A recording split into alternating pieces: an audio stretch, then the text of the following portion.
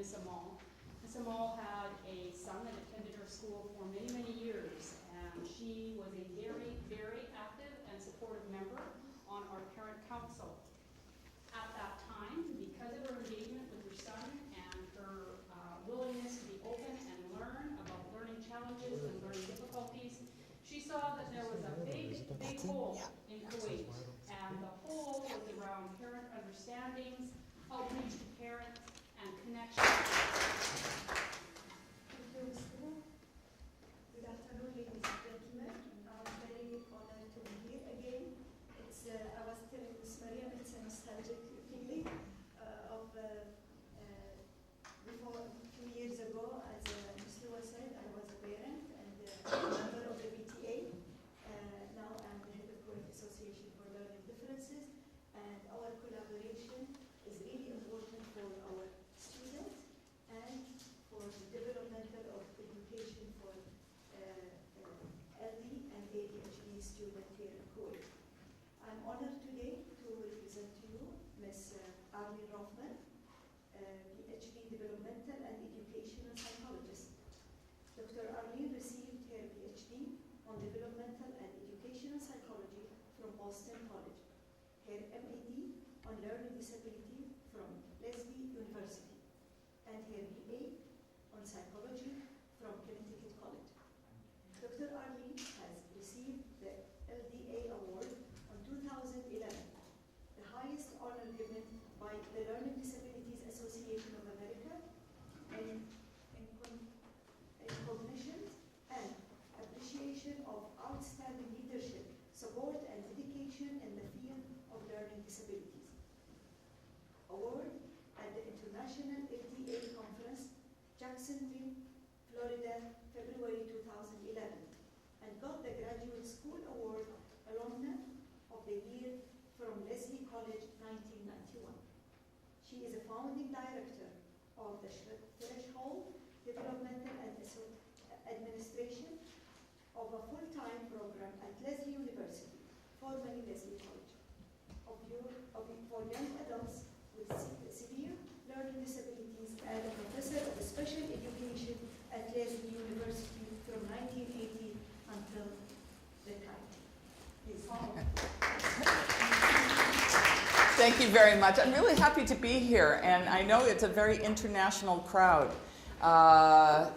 So I had 20 people at the conference, people from 20 different countries at the conference, and here today there are 2 more countries, and I'm just so pleased to be able to have such a multinational audience, and I hope I can help you a little bit today. So I'm from the US. I teach at Lesley University, and my work has centered around teacher preparation for many years. So I have done a lot of student teaching supervision and working with students who are in graduate school who are getting their master's in special education. I also was the director for, the founding director, my baby, is the Threshold program at Lesley University, which is a transition program for young adults who are wanting some help getting, young adults who are in the low average range who want to be independent adults. So it helps them learn the vocational skills and the community skills and the academic skills that they need, or the basic skills that they need to go out and live independent lives. The program's 30 years old, so now some of our first students are 50 years old. It's amazing to me. They're doing very well, I'm very happy to say. So I'm not here to talk about that today, but it is something that I'm very proud of, and if you're interested in learning more, I can tell you how you can find out more information online. I can also leave some cards if anybody wants to contact me after this. So today I was invited, how many of you are middle school teachers? And how many of you are high school teachers? And are any of you elementary teachers? Oh, thank you for coming. So I'm going to be talking about self-determination. A few of you came to the conference. I don't know if you heard me talk about this topic. I'm going to be talking about it in a similar way. But this is an extremely important topic. I wrote a book that is not applicable to Kuwait at this point. It's about transition. I'm giving a copy to Called. And I hope that the time will come soon when Kuwait is addressing what happens when they leave high school and move into adulthood, because there's a lot of training that's really important for that. What I'd like to do today is talk about some of those skills anyway, because we know they're all going to grow up and leave here.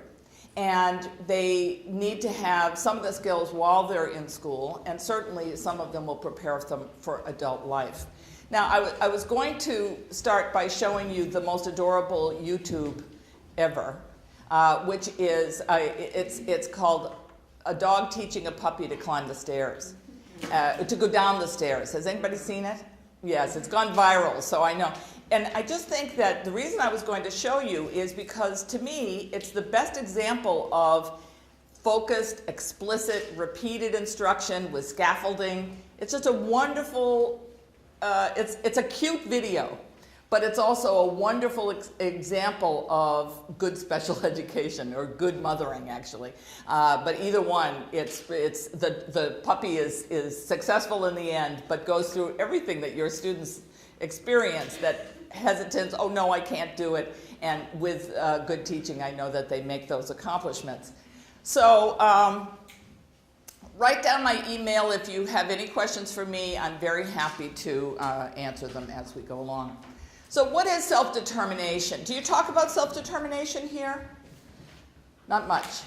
So self-determination, what we want for any students with disabilities is the ability to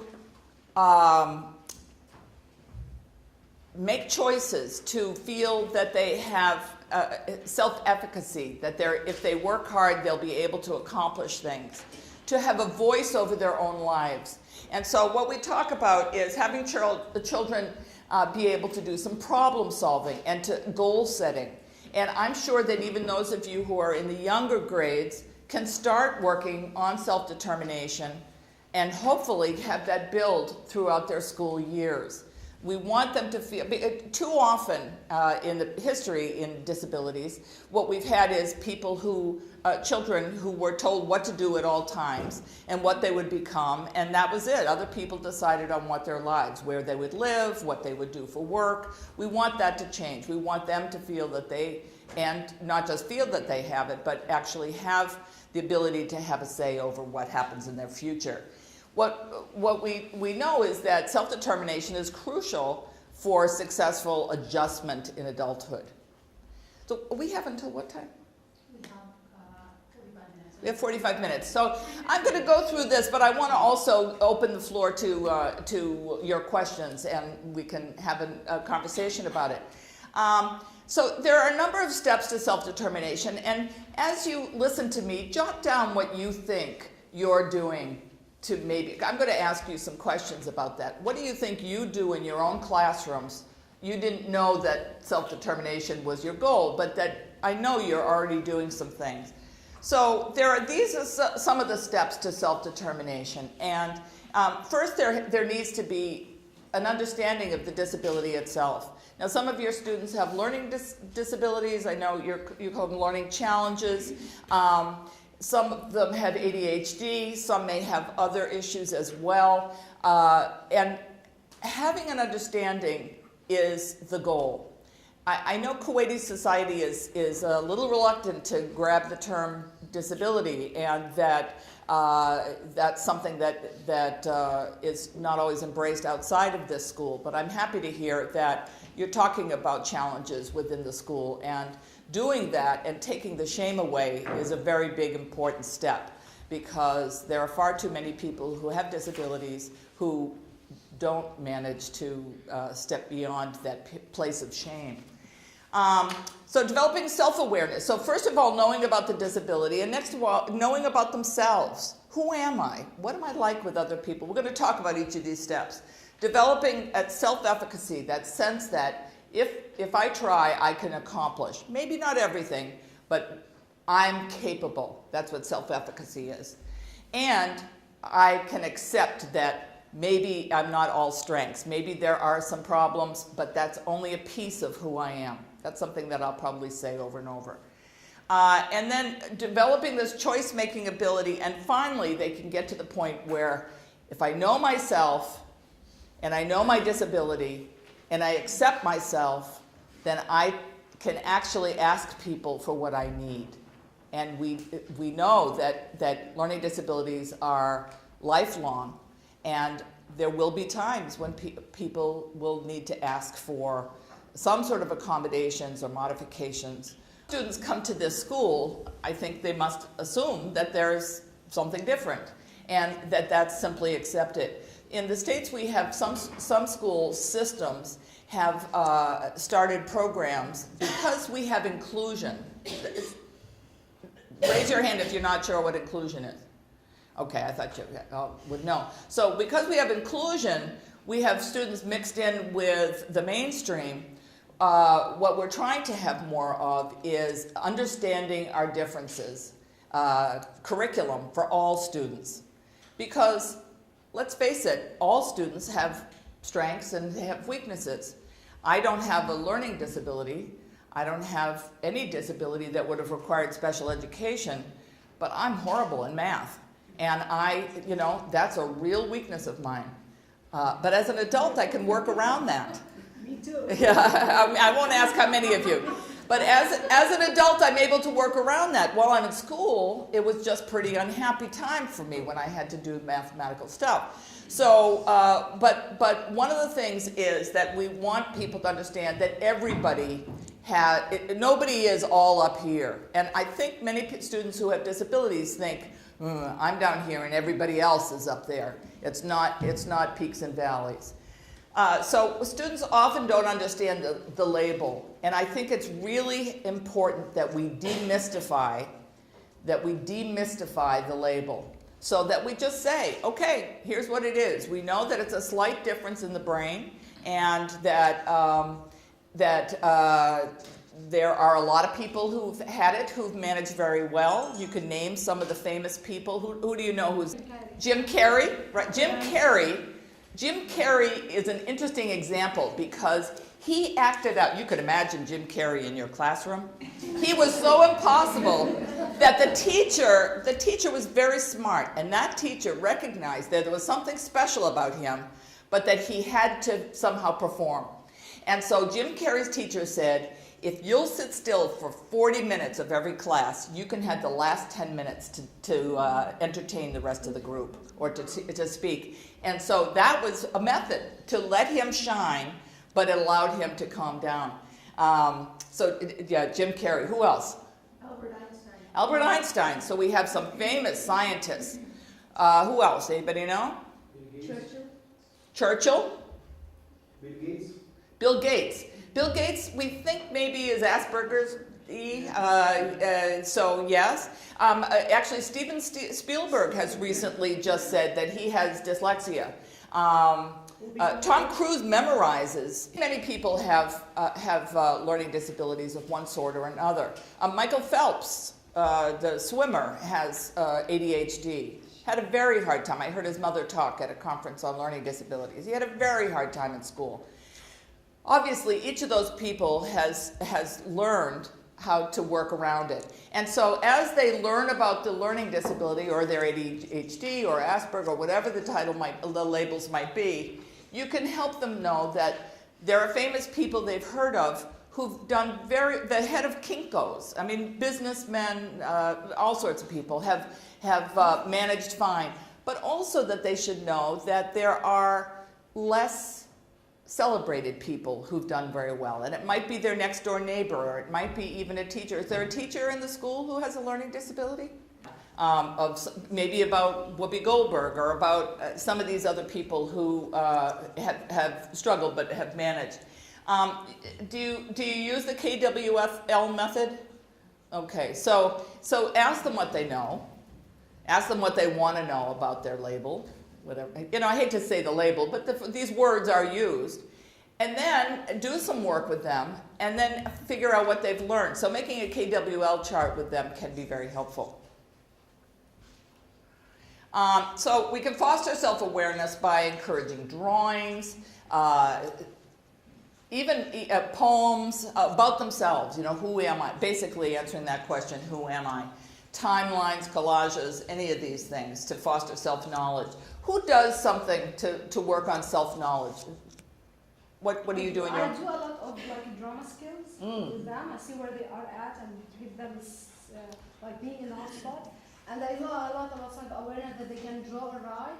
And not all the kids come to the first meeting with the parents, but when the parents come, they tell them their strength, their needs. Oh, that's great. And this is also a chance to the parents to know the kids better. Because Wonderful. they figure out they don't know everything. I know, so I've heard. So that's great. Anything that you can do that is an assignment to help them know themselves. So it might be interviewing their parents about their background. You know, some of them are expats, some of them are Kuwaitis, but something about their background. It might be about the day they were born. It might be about their own interests. You could have a questionnaire, or having them draw a poem or write a paragraph about their own interests. But having them tune into what they're interested in, what they're good at, maybe what they're not so good at. But that self-awareness is very important. So have them recognize how the disability affects them both in and out of school. So I'll tell you an example of how it might affect them out of school.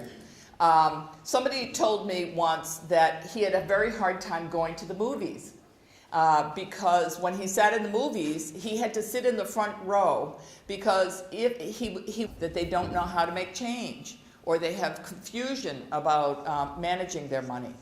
Or if they have to fill out a form to join a sport, that they panic, that they, oh no, this is like, oh no, I have to actually use those skills that I use in school to do something outside of school. So I think that this thing about modifications, this last bullet, is really an important one.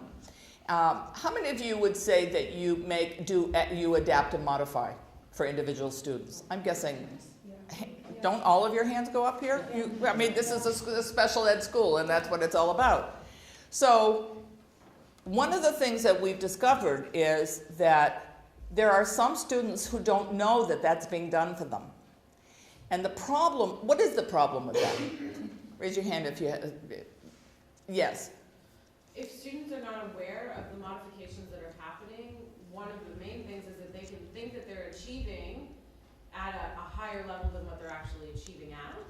But also when they move on to a different, you know, from elementary to middle school or middle school to high school, they don't know what they need to be successful. So that's a big problem. They don't know what they need to be successful.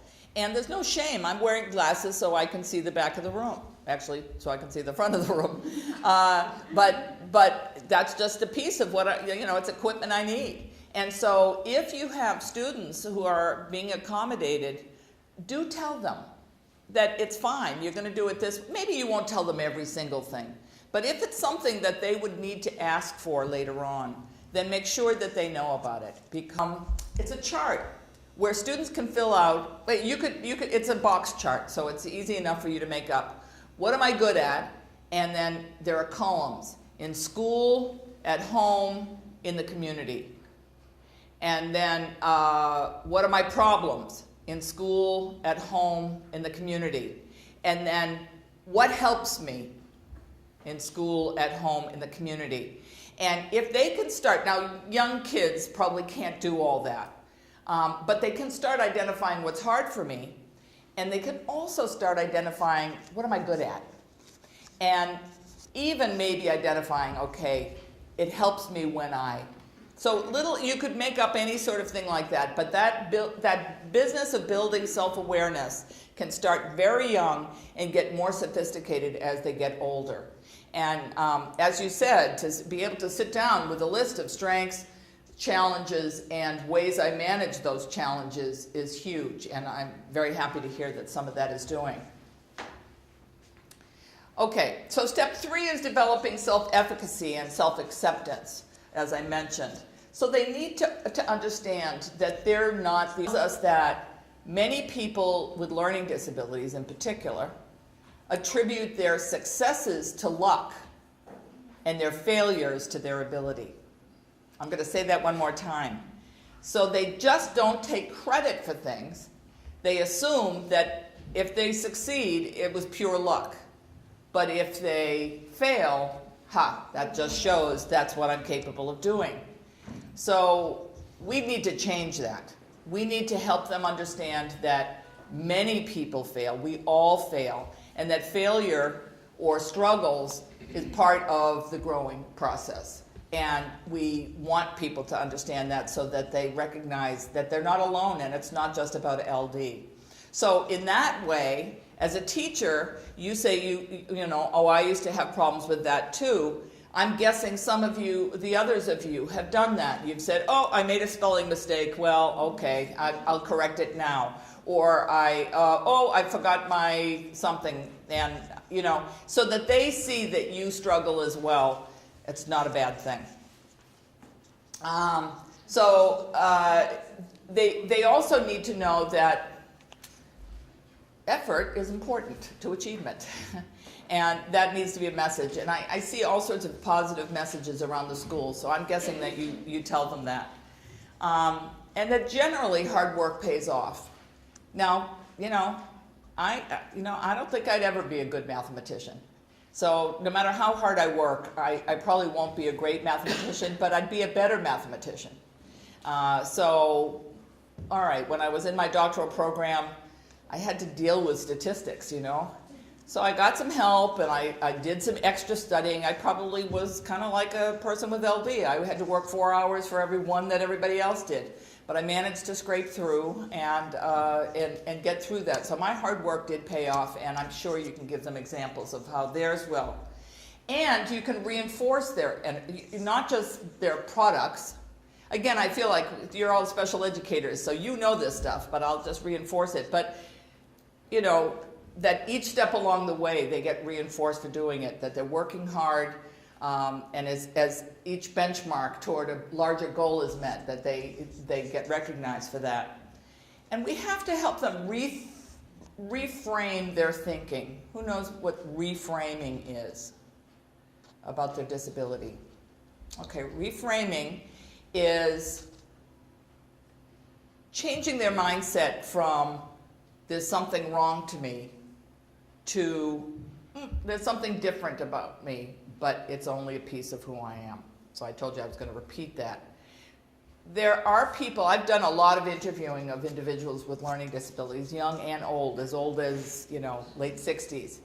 And most people come to this place where they can say, I wouldn't give up my learning disability. That's what we're aiming for. I wouldn't give it up. It's who I am. It's made me a better person because I've had to struggle sometimes. I think I understand. We do know that people with disabilities tend to have a much better empathy. Perspective taking is a developmental thing, and not all of them can do that, but they have empathy for other people with struggles. And there's creative problem solving involved for most students who have worked through, how am I going to get through this? So if they can reframe their thinking to not thinking, oh, this is a shameful piece of who I am, to this is just a different piece of who I am. And everybody has their strengths and weaknesses. Mine happen to be a little more oriented towards school stuff, but someday I will be able to work around it, which is so true for most of the cases. There are many, many ways to work around a disability.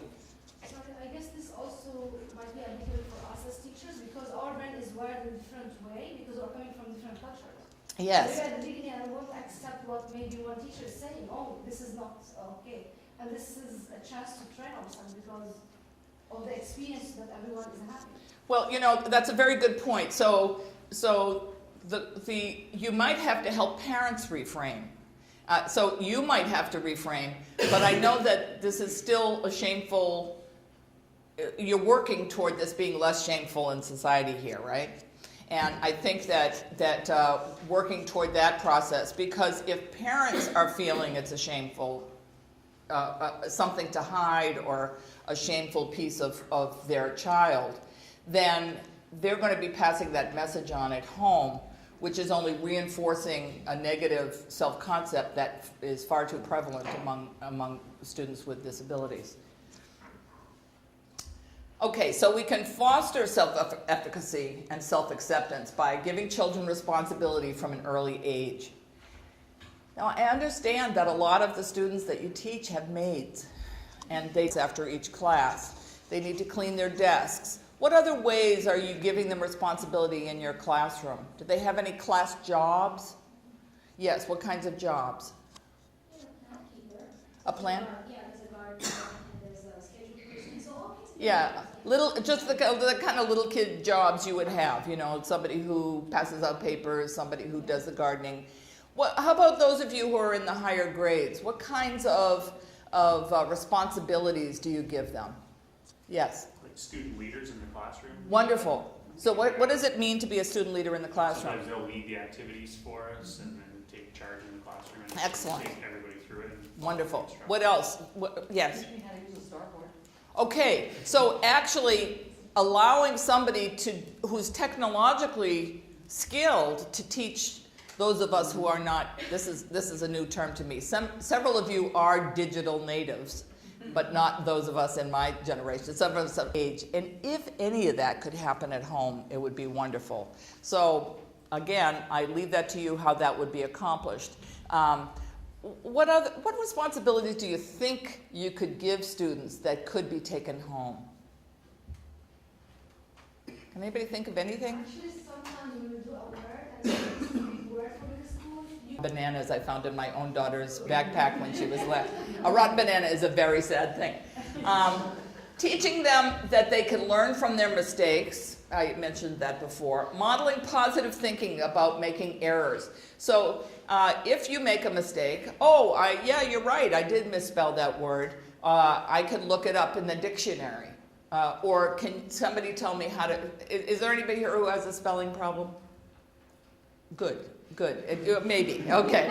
But a teacher who has a spelling problem, and that often happens with teachers who have learning disabilities themselves, need to take care of that because we don't want to model, bad spelling. But you can also announce it to the students. If anybody catches me at a spelling error, I welcome that feedback, so tell me. But even anything else really needs to do his or her personal best, right? That's what we really want. Some of you may know Marlo Thomas, yeah? Her father was Danny Thomas. I don't think people think about him that much unless you're a certain age, but Marlo Thomas was a TV star and very bright and very capable and very successful and not married at 38 or something. And her father had, she wrote a book of great quotations, and she said her favorite one from her father was run your own race. She married at 40. Some people never marry, and that's fine. But she did that. And what we need to say to students is, you may accomplish all sorts of great things in your own time frame. It doesn't have to be a worrisome thing if the person next to you did it before or after you. You just need to run your own race. So I like that expression a lot. All right, step 4 is developing choice making. So what we want is practice, take notes in this format or this format. They had learned 2-column note taking, and they had learned another kind of note taking. So he didn't say, all right, everybody, you have to do this one thing. So that was at the high school level. They had learned both. He gave them the choice. What other choices do you give students? Yes? We kind of made the decision last year, or we recognized that our kids lack a lot of these skills, so we made the decision last year that our social studies, our high school social studies courses would change. And so we're sort of piloting a project this year where it's based around case studies, where they have to make all the decisions about, they're given a bunch of options. They have to make decisions about where they will take their case study based on the concepts that we teach them in class. So the structure of the assignment is really choice-based. Yeah. Wonderful. What else? Yes? I give them because my kids are really behind in writing. So even if I change my plan, it's fine. If they are interested to write about something else, you write it just. Okay, so topics they write about. What other things? In younger grades? Yes? With word problems, yeah, they have a choice. They can draw or they can solve Like Wonderful. drawing or Wonderful. So they have a chance to, so maybe they can do a skit to show their knowledge about something instead of writing an essay. Or maybe what I tell parents in the room, parents who actually make their children's lunch, I say, start with, all right, you know, do you want peanut butter or do you want, these are very American choices. So do you want peanut butter or do you want tuna fish? And so they have a closed choice. One of two things, that's what the child gets. Assuming the child likes them, you know. And then later on it's, all right, what would you like for lunch? And then it's make your own lunch. Here are some things that are available. So the progression of choice making. And if you can do the equivalent of that kind of progression, it's very helpful. So we need to give them a chance to voice their opinions, debates, even if they're differing opinions, if they could back up their debate, their opinions, to participate in decision making within, you know, within a reasonable, as long as it doesn't compromise their safety or, you know, legal issues. But for example, older students should be able to figure out when they study and where they study, as long as it works for them. Now, you know, there are sometimes debates, you know, can they wear their iPod? Can they be chatting with friends while they do this? I think that the rule should be you're allowed to try it, and if it works, maybe. But at least they have some voice in, yeah, I think it's very important for us to say most people don't do well multitasking. And these days, everybody seems to multitask. So that's a problem. I mean, you know, I don't see anybody here texting, which is really quite a delight, because in many courses I teach, there are people doing all sorts of other things while they're listening, and they swear they're listening, and I believe that. But multitasking is something. But kids with learning disabilities don't do very well multitasking. And so you can talk about that, and then say, but if you want to try it, you can try it one night, and then we can talk about how it goes. So another thing we can do is provide, what I just said is guided opportunities to figure out what they're going to wear, or what their daily schedule is going to be, what their study schedule might be. So the transition planning, I'm going to leave that off because you don't really do that. Step 5 is crucial. It's very important that people become self-advocates, and I talked about that at the beginning. Once they've developed the self-understanding and the awareness of the disability, then they know their strengths, they know their challenges, they know their accommodations, what they need to be able to be successful. Then they can turn to an employer or to their post-secondary institution and say, I need this in order to succeed. I'm capable, but I need that in order for me to be on a level playing field. So I had a young woman who was 18, and she wanted a daycare position. And she was able to say to the people, you know, I love kids. I'm really good with kids. I have a lot of experience with children. I do have a problem with reading if I haven't had a chance to practice. So what I'd like to do is when I'm going to read to children, I'd like the night before to be able to take the book home and practice it. And also, sometimes it's better if I write directions down if you have several things that you would want me to do. So that way, here's somebody who has maybe auditory memory problems, who has learned how to cope with it. She doesn't say, oh, I have a huge LD, this is going to be a big problem for me. She's saying, here's my strengths, here are a couple of problems I have, here's how I work around them. And I think that was really a program. We have a course that's Understanding Your Learning Challenges, and it's all about this. And the course really is opening up their files to them so they get to see, here are my strengths, here are my problems, here are the things. And that's developed, it's called the learning profile. And the students, their final exam is a role play of advocating for what they need with either an employer, in their case it's with an employer, but it could be with anybody. I interviewed an adult who had a master's degree in social work, and she told me that she had to go to the bank was very aggravated with her. And what they said is that she would go up and she would give them a check. I mean, she wasn't using ATMs at the time. So she would give them a check, and then she would go back and she would write it, for cash. And then she would go and transfer something and there were so many back and forth, they became very impatient with her. And so finally she went to the bank director and said, I have a learning disability. I cannot do these 3 things altogether. And she said, as soon as I said that, people were so patient. Once they understood that I wasn't trying to just be an irritant, then I was really fine, and I was very much accommodated.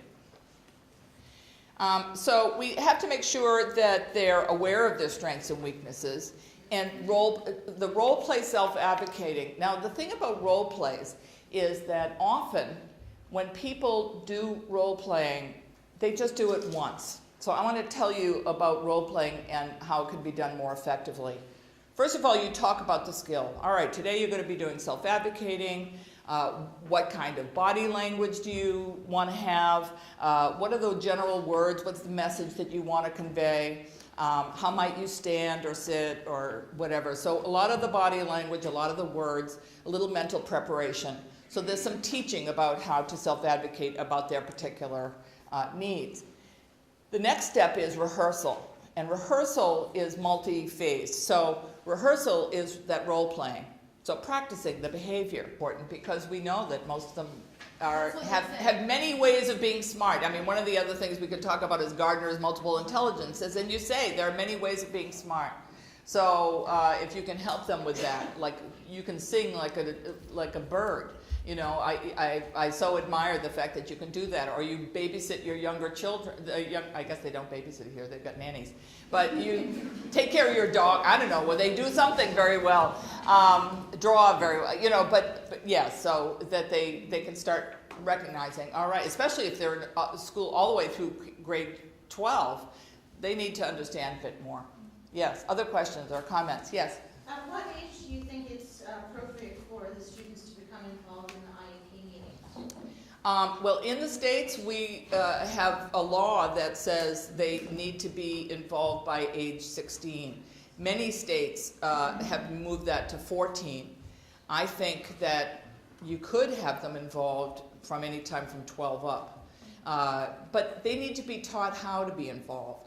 So that's where this business about, here are my strengths, here's what I'm good at, I have problems in these areas.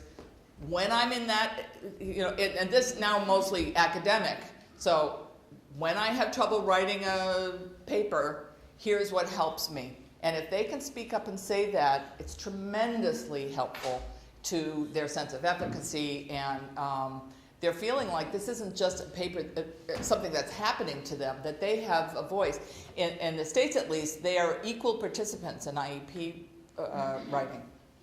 I guess also this from strength and the needs, because we also need to empower making choices. Like at the beginning of the year, I used to choose a goal of the week for the entire class, maybe transition, maybe listening, but then they will choose their own goal, and we can reflect on that. Wonderful, wonderful. So goals, just having that sense that you can set a goal and you can work toward it. Very independent, having your students set independent goals. And they don't even have to be academic goals, really. So I'm a psychologist, and I had a private patient who, she was invisible. She has nonverbal learning disability, and she was invisible through high school. She went to a terrible non-specialized high school that just didn't get her. And then she went off to college, and she was really invisible there. She had a single room, and then nobody talked to her from class to class. She became very depressed, and at that point I started seeing her, and her first homework, her first goal was to simply have eye contact with 3 people on the street. She's doing much, much better now. She's still working on goals. She wants to have a date this year, so we're going to work on that. Yeah. She's come a long, long way. We've worked together for quite some time, but a goal has to be very personal. It can't be you setting the goal. It has to be what do they want. Yes. What else? Yes. One of the challenges here is the labels, the diagnoses. They're very, very general. So how can we help them to identify what it is that they need and what areas that they have without that label? I know one of the things that kept happening over the time of the conference was it's not so much about the label but about the symptoms. Well, which actually brings up the fact that I brought these along. So this is a book that I wrote in the States, but the conference, called Printed Up and made available for 5KD at the conference. I brought some here. The school has bought 2 for. So the school has a couple of copies. I have copies here if anybody wants to buy one today. But it's really my point is, it's tips for teaching diverse learners, strategies for success. And my key point here is, it doesn't matter what the label is. It's a symptom that matters. And if you can say to somebody, all right, you have trouble remembering what you hear, here are some strategies for how to deal with that, including writing it down or including putting on your iPhone and putting on the audio. Can you tape from an iPhone? I think you can. Right. There are any number of technological things that can be done, but also a pen and paper. Then it doesn't matter what the actual label is. They just need to know, all right, so I have some trouble with visual memory, or I have trouble with my handwriting is bad. That's called motor functioning, fine motor functioning. I have some trouble with that, but here's how I can work around it. That can make a difference. Any other questions? All right, well, I'm very, very happy to have had a chance to talk with you. And I'll stick around for a little bit if anybody has any individual questions. So.